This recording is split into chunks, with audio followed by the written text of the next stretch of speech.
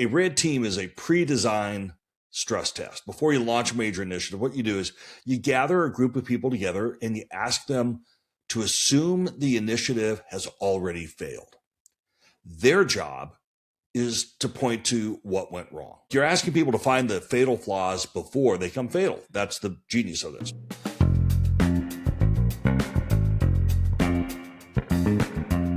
Hey there, senior leader, and welcome to the Talent Sherpa podcast. This is where senior leaders come to rethink how human capital really works. I'm your host and your Talent Sherpa, Jackson Lynch.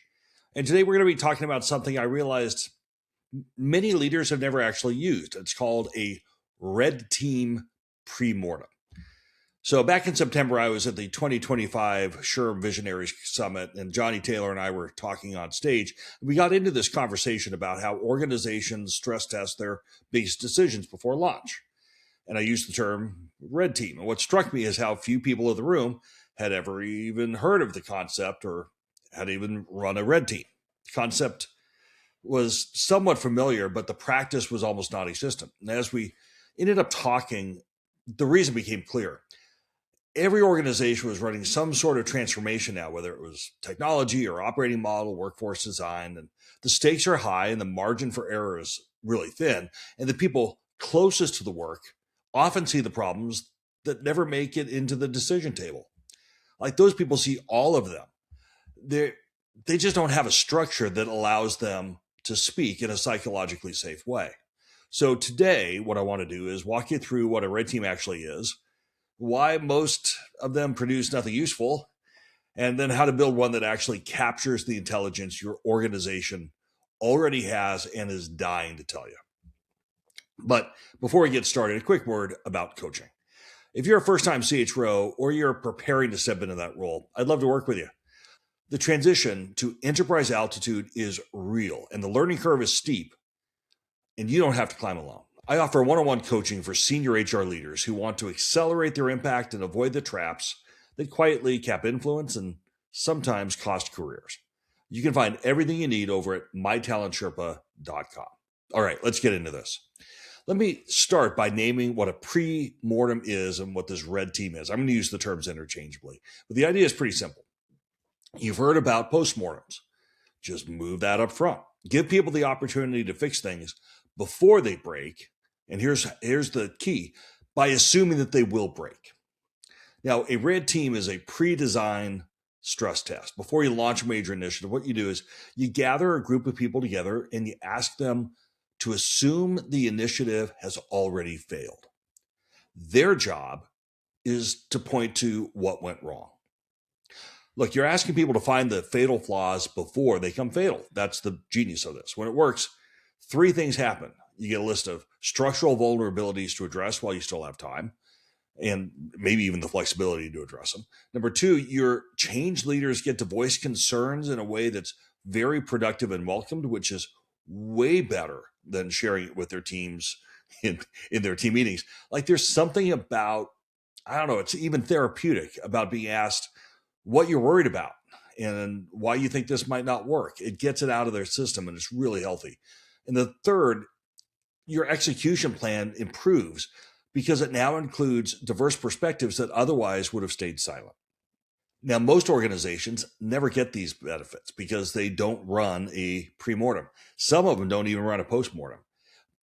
But when they do end up running a pre-mortem, it produces the same risks that everybody always knew. The same concerns that were already on the project plan. No surprises, no real stress testing. And then 6 months later, something actually breaks somewhere in the organization and someone saw it coming, but they just didn't have a way to say it. That's what this addresses. Now, the first time I ever used a pre-mortem was back at Nestle Dryers. We had Dryers Grand ice cream with Haagen-Dazs. Yeah, that was a pretty cool job to have. We had just bought Kraft Pizza, also really cool. And we were integrating both of those together and then pulling them into Nestle USA. Now, the challenge with that is we had three different human capital management systems. And because of different reasons, we couldn't parallel test any of them. So we were going to do a hard cutover. And I remember being a part of a conversation as we were kind of going through the final plan. And the head of Nestle USA and Nestle Americas, they both asked, is this going to go perfect? And much to the chagrin of the entire team, I said, absolutely not. There's no way it can go perfect. There are so many things that can go wrong here. I don't even know where to start to tell you, which of course got everyone very, very concerned. But then I continued and said, but we did run a series of red teams and we did pre-mortems. We assumed it would break. And we think we've identified the top 20 things that can go wrong. And we have recovery plans built in for each one of them. And so the question is not, or shouldn't be, is this going to go perfect? Of course it's not. This is a major, major transformation, and it's going to be really, really hard. The question you should be asking is, have you figured out what's likely to break, and do you have a plan for that? And that answer is yes. Now, what that experience did is it clarified something really important.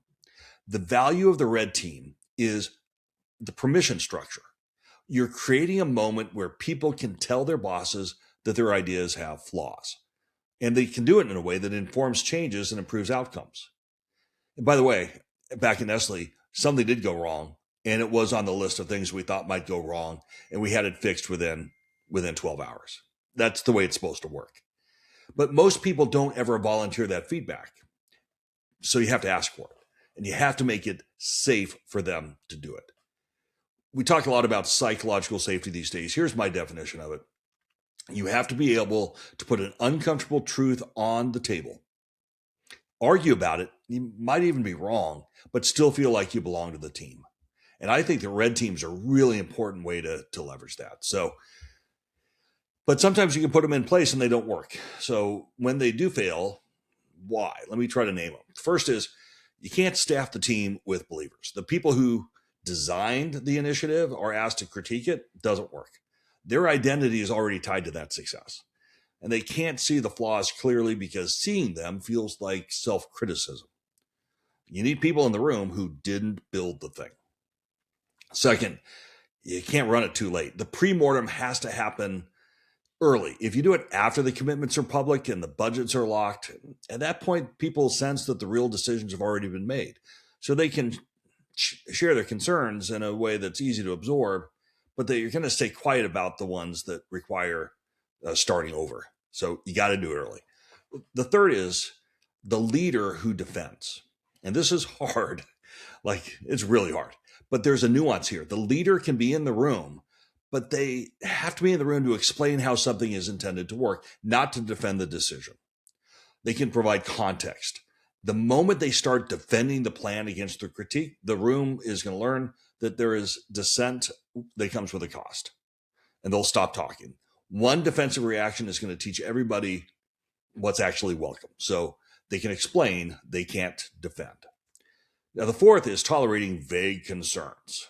Like, you know who I'm talking about here. I'm sure there's one of those in every company. Someone says, I'm worried about adoption or change management might be an issue. And the room nods like, yes, go to Notre Dame, or the sky is going to be blue. It gets noted, nothing happens because there's nothing specific to act on. So a useful red team requires specificity. What exactly does this break? What assumption is at risk? What's the consequence if we're wrong? And then the fifth one is failing to recognize the people who catch the flaws. Think about how most organizations work. The person who identifies the problem before launch gets a polite thank you.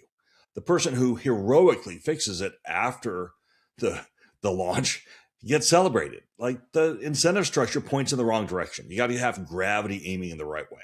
If you want problem surfaced early, you have to make problem finding something that the organization values visibly, and make sure that that is something that people feel good about being a part of. Like, these are system defaults. You can design around every one of them. They're not that hard. So here's the shift I'd ask you to consider. A red team is a formalized permission structure.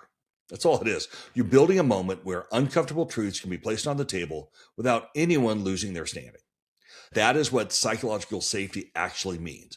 The ability to say something that challenges the plan and yet still belong to the team. There's a simple frame that I use to structure the conversation. People, process, technology. That's not new. These are the three places, however, the transformation breaks. And people are pretty comfortable with it. So if you use those, it gives people a kind of a structure to use. When you run the red team, you tell the group, assume the initiative has failed. It broke somewhere in the people, process, technology. Your job is to tell us where and why. And that frame then gives people a structure to think through, so they're not kind of free associating anxieties. It ensures that you're covering territory that actually matters. Most failures live in those three buckets, usually at the intersection of two of them. Now, the diversity in the room is also really functional. Different people see different risks because they stand in different places. Somebody in operations is going to see implementation risks that the strategy team doesn't. Someone in IT sees a dependency the HR assumed would just work. Someone 2 levels down will see how this will actually land with frontline managers. Good news is you already have that diversity. The question is whether you build a structure that lets it speak. Now, let me give you the 5 plays that will make this work. Play 1, you got a staff for vantage point. You want people in the room who see initiative from different angles, different functions, different altitudes, different relationships to the outcome. The person who will implement this, the person whose work depends on it succeeding, the person who will hear the complaint if it doesn't. Like, expertise matters. Coverage actually matters more. Look, play number 2 is you got to run it before the commitments are locked. The red team has to happen when you still have room to change the plan. That means before the budget's locked, before the executive team has announced it publicly, before anyone's reputation is on the line. If people sense that the real decisions are already made, they will not tell you what they actually see. Play number 3, leaders have to listen. If you're the sponsor, you can be present, you can explain intent, you can clarify how something is supposed to work as designed, but you can't argue. The moment you push back on a concern, you told the room that dissent is unwelcome. Your job is to receive the input. The sense-making happens later, not with everyone else around. Play number 4 is you got to require specificity. Don't let the conversation stay at the level of general worry. For every concern that's raised, ask, where exactly does this break? What does it break? What assumptions are making that might be wrong? Like, what happens downstream if this fails? That level of specificity turns anxiety into action. It separates genuine insight from background noise. And play 5 is recognizing the flaw finders. Like, you got to make it visible when someone catches a problem before launch. You got to thank them publicly. You got to name what they found and what changed as a result of them finding it. Over time, this shifts the culture. People learn that surfacing problems early is valued. The incentive starts pointing in the right direction. Now, I realize this sounds like a lot of structure for a conversation, and that's true. That's kind of the point, I guess. Unstructured conversations don't surface uncomfortable truths. Permission does. And when you get this right, you are capturing intelligence your organization already has and usually wastes. So let me leave you with 4 takeaways. Number 1, a red team is a pre-designed stress test. You assume the initiative has failed. You ask people to point out what went wrong. And the output is a list of structural vulnerabilities that you can address before you launch. Most teams fail if they run them at all because they get staffed with believers, they run too late, they let leaders defend, they tolerate vague concerns, or they fail to recognize the people who catch flaws early. Number 3, the real value is in the permission structure. You are creating a moment very intentionally where people can put uncomfortable truths on the table and still belong. And number 4, use people, process, and technology as the frame. Assume the initiative breaks, ask the room in which of those 3 areas and why. So let me tell you, I'm just so grateful that you spent some time with us today, whether you're in Madrid, Spain, or in Chicago, Illinois. I appreciate that you're a part of the community of senior leaders who really wants to rethink how human capital really works. And if you want to know where to start in your AI journey, begin with designing role clarity. That is the first step. And you can do so along with an AI partner. That's where my friend Scott Morris's GetPropulsion.ai comes in. They have AI teammates that enable your leadership to focus on the work that actually drives business outcomes. And if you're a first-time CHRO or you're preparing to step into the role, I'd love to work with you. We build practical tools to help you make an impact from day one. You can find everything over at mytalentsherpa.com. And if you want to read some really cool stuff, it's at talentsherpa.substack.com. So until next time, keep raising the bar, Keep building permission structures that let your people tell you the truth. And keep on climbing.